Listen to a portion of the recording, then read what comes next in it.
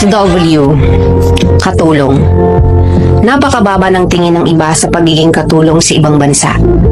May iba na nagsasabi na kaya tayo napadpad dito kasi wala tayong pinag-aralan.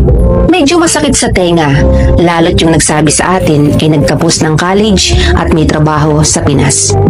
Pero take note, hindi lahat ng katulong dito sa ibang bansa ay walang pinag-aralan.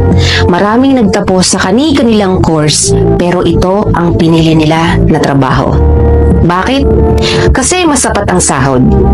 Ang mga katulad kong OFW hindi dapat minamaliit ng kung sino man na may magandang trabaho dyan sa Pinas. May pinag-aralan kayo, dapat alam nyo kung ano ang halaga namin sa bansa. Ano nga ba? Milyon kaming mga OFW na isa sa nagpapayaman sa bansa natin.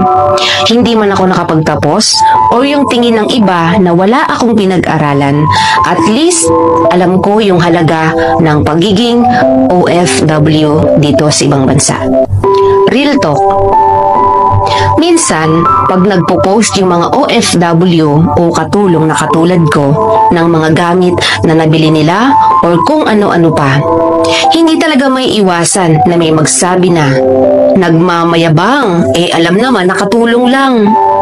Deserve naming ipagmayabang kung ano ang meron kami. Bakit? Unang-una, pinaghirapan namin yon.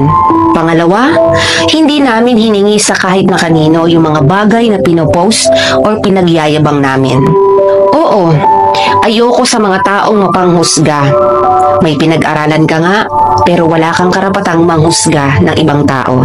Dapat pag nakikita mo yung taong mas mababa sa'yo, dapat magpasalamat ka pa nga kasi andyan ka sa lugar mo at wala sa lugar namin na mga OFW na minamaliit mo.